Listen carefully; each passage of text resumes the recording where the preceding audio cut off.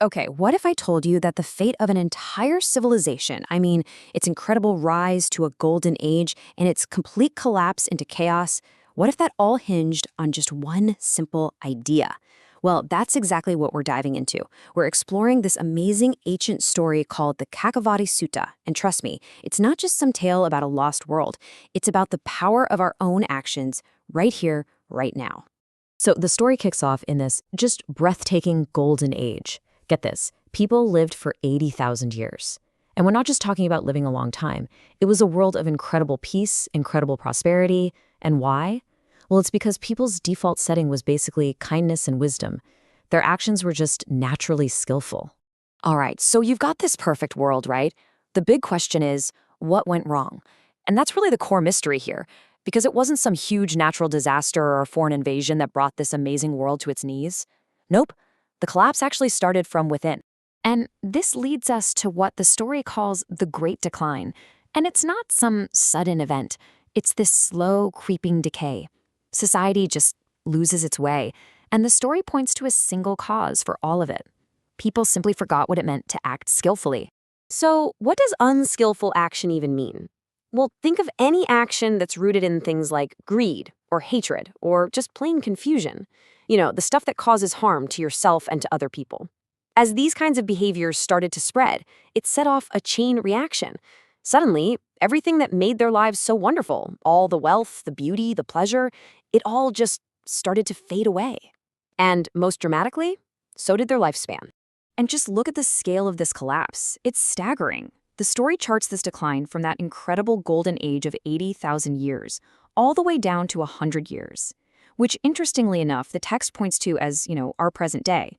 But it gets worse. It even predicts this terrifying low point where the average lifespan plummets to just 10 years old. Can you imagine? At this absolute bottom, the very idea of a skillful or a virtuous action is gone. It's completely forgotten. It's a word that doesn't even have meaning anymore. The whole moral fabric of society just unravels. Fierce hatred becomes the default emotion. And the most sacred bonds we have, family, they completely break down. Mother against child, brother against sister, it all turns violent. This dark age hits its peak in what the text calls the sword interval. And it is exactly as grim as it sounds. We're talking absolute anarchy. Swords just appear in everyone's hands. People start seeing each other not as human beings, but as prey. They literally hunt one another like game. This is the ultimate, terrifying consequence of forgetting what virtue even is. But just when things seemed completely, utterly hopeless, the story takes this really dramatic turn. Right from the ashes of all this self-destruction, a tiny little seed of renewal begins to grow. So it turns out, a few people manage to escape the carnage by hiding out in the wilderness. And when the violence finally burns itself out, they emerge from hiding. And this right here is the turning point of the entire story.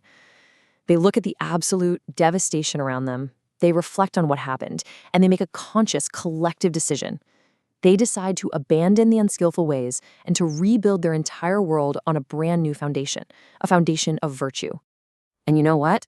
That one simple resolution changes everything.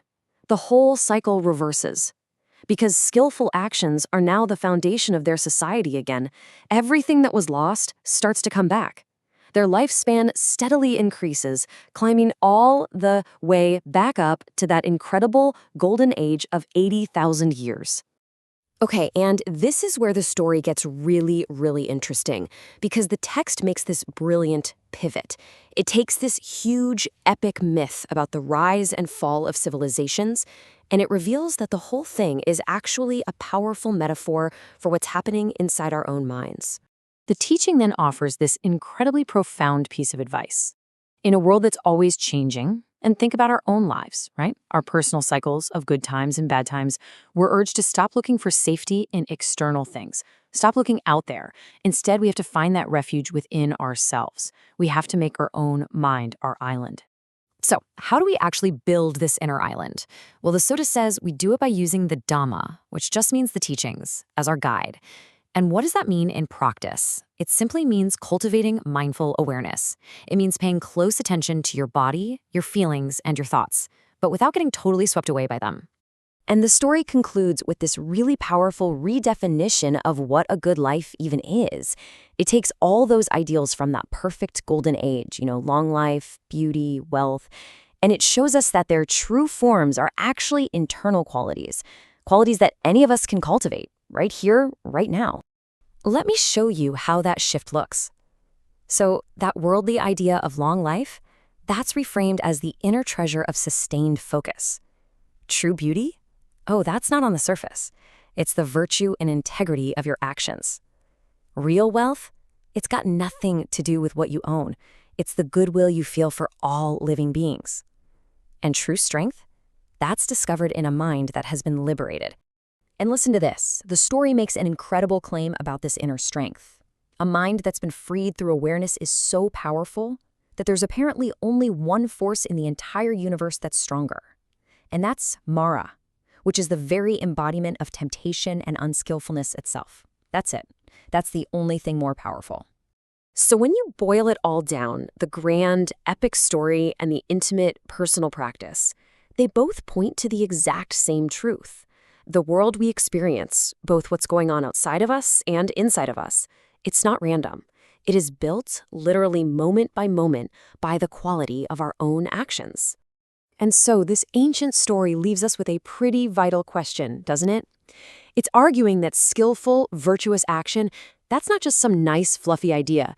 It's the absolute key to survival and flourishing. So, when we look at our own complex world today and at our own lives, what's the one skillful action that matters most for us to remember right now?